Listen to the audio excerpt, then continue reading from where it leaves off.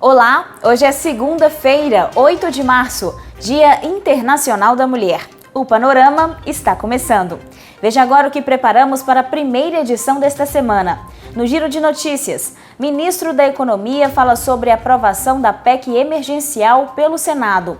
Projeto Mãos Dadas visa ampliar cooperação entre Estado e municípios na educação.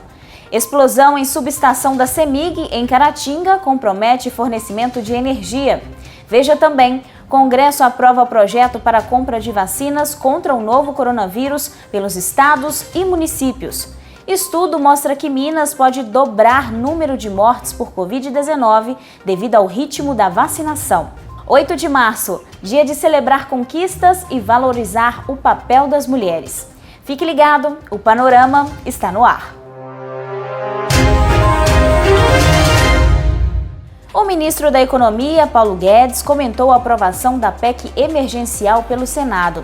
A proposta permite o pagamento do auxílio emergencial sem comprometer o teto de gastos, segundo o ministro. É um compromisso com a saúde do povo brasileiro e com a responsabilidade também fiscal. Nós temos um compromisso com a saúde e um compromisso também com a economia. Essa é a nossa pauta e nós vamos enfrentar esse desafio terrível que nós estamos enfrentando, com a mesma coragem, com a mesma determinação e com a mesma cooperação de sempre. O projeto Mãos Dadas, da Secretaria de Educação de Minas Gerais, busca fortalecer o regime de cooperação entre Estado e municípios no atendimento educacional, a partir do incentivo para que as cidades ampliem a oferta dos anos iniciais do ensino fundamental. Para apoiar as prefeituras, serão investidos R$500 milhões. Nós vivemos num estado que, infelizmente, ainda é o segundo estado mais numeroso com alunos de anos iniciais junto às escolas estaduais e precisamos ter esse desenvolvimento nesse processo para que a gente consiga focar no ensino médio nos anos finais e fazer a continuidade do processo de avanço do nosso IDEB de ensino médio e garantir que os prefeitos também tenham condições de absorver esses anos iniciais. A gente vai ter condições, com o prefeito absorvendo essas matrículas de anos iniciais, fazer a expansão do ensino médio local, muitas vezes vinculado à educação profissional e gerar mais empregabilidade. Tenho deixado muito claro para eles a necessidade do Estado e municípios fazerem um trabalho a quatro mãos, um trabalho em conjunto. Eu falo que muitas vezes nós temos aqui o serrote e o prefeito tem o martelo. E só o serrote, só o martelo isoladamente faz muito pouco, mas juntos podem fazer muitas coisas. Então, a nossa ideia é exatamente essa, é de unirmos esforços. O Batalhão de Polícia Militar de Caratinga recebeu 2 novas viaturas, uma delas para atender a patrulha rural. A conquista foi possível graças a uma emenda parlamentar. Os nossos policiais militares, eles precisam de viaturas em boas condições, principalmente neste caso, que é o emprego para a patrulha rural, que a gente vai patrulhar em locais onde o terreno é acidentado, em estradas rurais. Então é extremamente importante que tenha uma viatura boa em condição para esse tipo de atividade. Uma explosão aconteceu em uma subestação da CEMIG na noite desse domingo, em Caratinga. O momento foi registrado por uma câmera de celular. Por causa da explosão, vários bairros da cidade ficaram sem energia elétrica. Outras cidades como Santa Rita de Minas, Bom Jesus do Galho, Santa Bárbara do Leste e Pingo d'Água também tiveram fornecimento de energia interrompido. O serviço foi restabelecido ainda ontem na maioria dos locais. Não houve vítimas durante a ocorrência e as causas do curto-circuito estão sendo investigadas.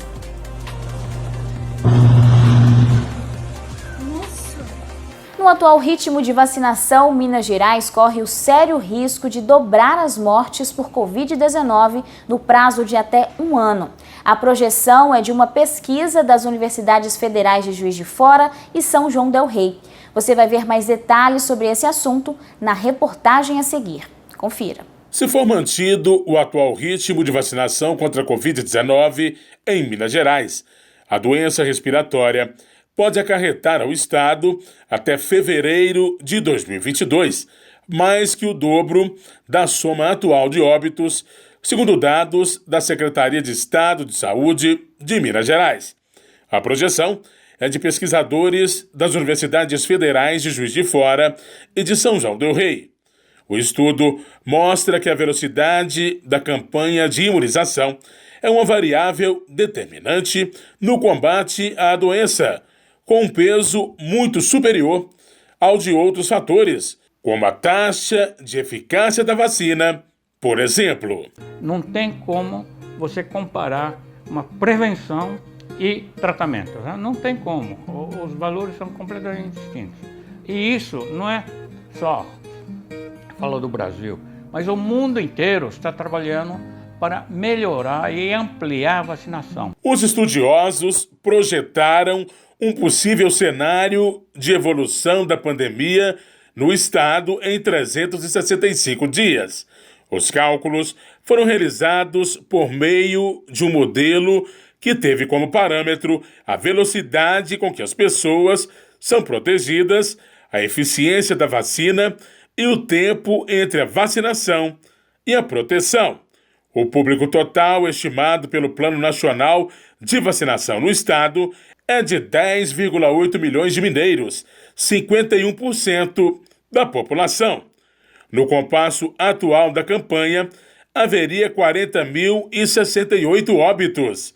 A epidemia seria controlada em 603 dias, o que corresponde a 1 ano e 7 meses.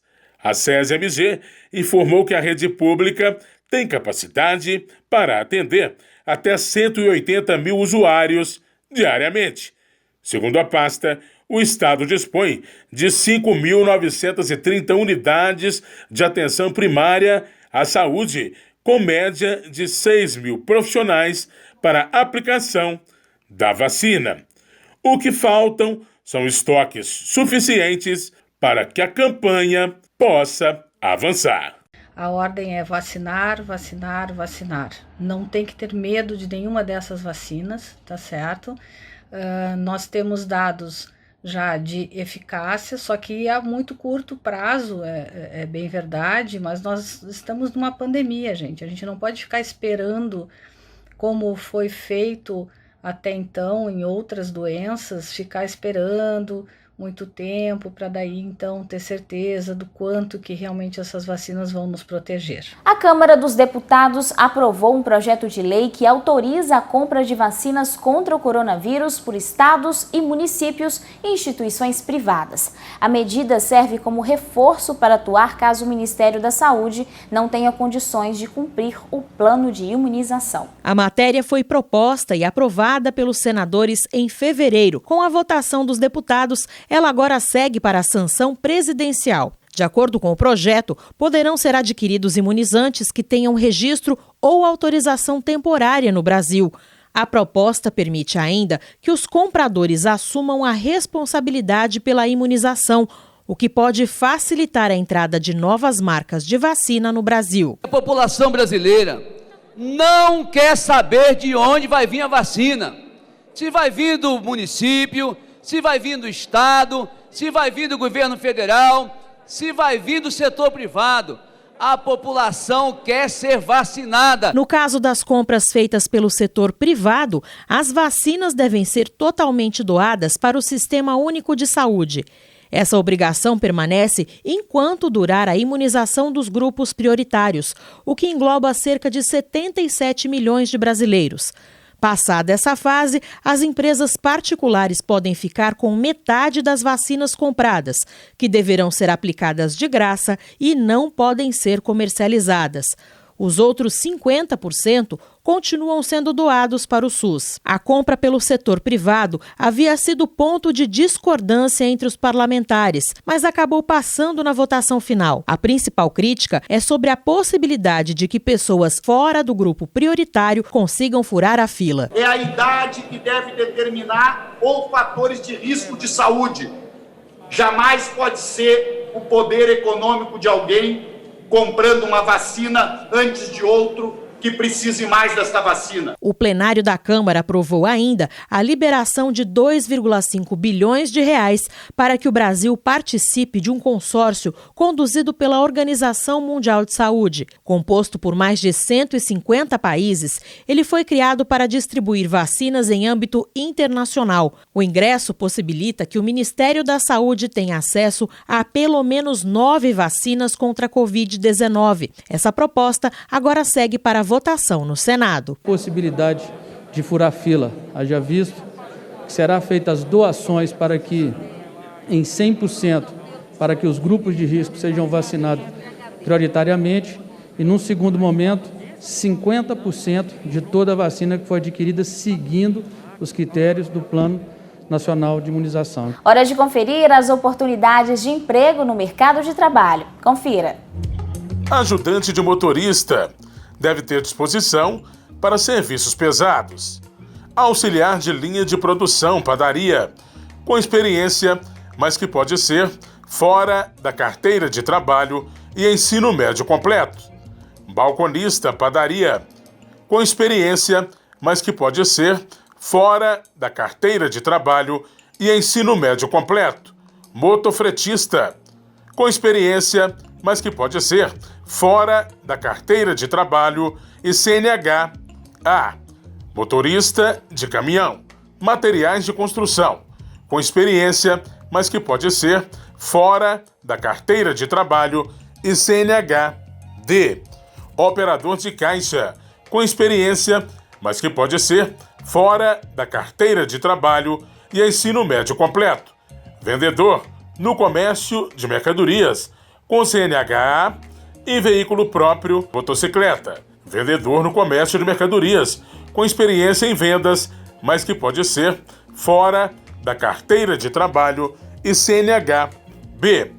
A carta de encaminhamento pode ser impressa pelo aplicativo Cinefácil ou portal Emprega Brasil, ou agendando o atendimento presencial no link www.mg.gov.br/agendamento.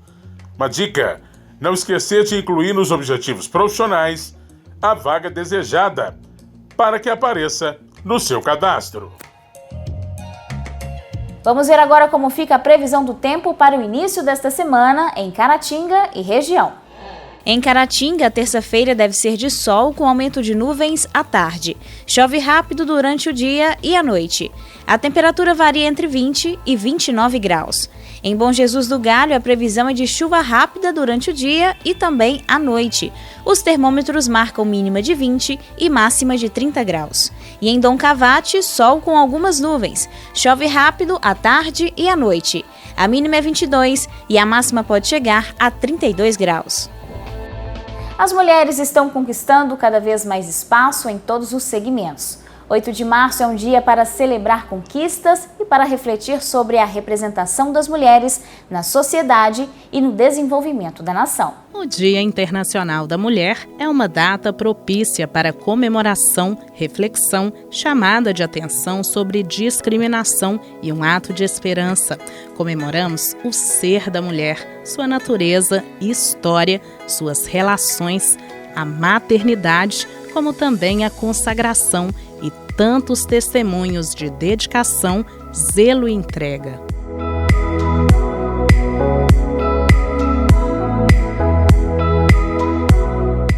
Nesse dia tão especial, o Jornal Panorama convidou Rosane Gomes de Oliveira para falar sobre a data.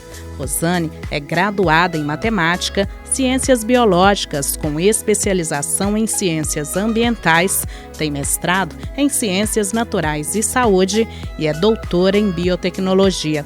Há 10 anos, ela atua no Centro Universitário de Caratinga como professora e pesquisadora nos cursos de graduação e pós. A caratinguense destacou que vem acontecendo uma mudança na sociedade em relação ao número de mulheres ocupando diferentes cargos e postos de trabalho. São mulheres ocupando, por exemplo, os tribunais superiores, os ministérios, sendo astronautas, engenheiras, líderes de pesquisa, diretoras de empresa, grandes empreendedoras e que ocuparam esses cargos por mérito próprio, mas que tiveram que vencer inúmeros desafios, dentre os quais eu cito o preconceito de gênero, o preconceito de cor, o preconceito interior que ela formou quando foi dito a ela que ela não era capaz para aquele cargo e por algum motivo ela acreditou, mas ela acabou vencendo esse preconceito. A desvalorização do mercado, que também ela precisou vencer. Um dos maiores desafios das mulheres é conciliar as jornadas profissional, do lar e familiar. Tanto o trabalho quanto os afazeres domésticos. É a tripla jornada que muitas vezes ela precisa, além de trabalhar os afazeres domésticos, estudar, ser mãe, ser tia, ser esposa e desenvolver o seu trabalho com responsabilidade, ter empatia, sensibilidade e ética profissional. Essas tantas profissionais, mães, donas de casa, inspiram outras mulheres. O lugar da mulher que vence todos esses desafios é sim onde ela quiser. É onde ela se sentir bem, é onde ela se sentir à vontade, respeitada, valorizada. É o local que ela pode desenvolver as habilidades dela e inspirar muitas outras mulheres. Então, a todas essas mulheres que inspiram outras mulheres a vencer os inúmeros desafios, eu deixo aqui a minha admiração e o meu feliz Dia da Mulher.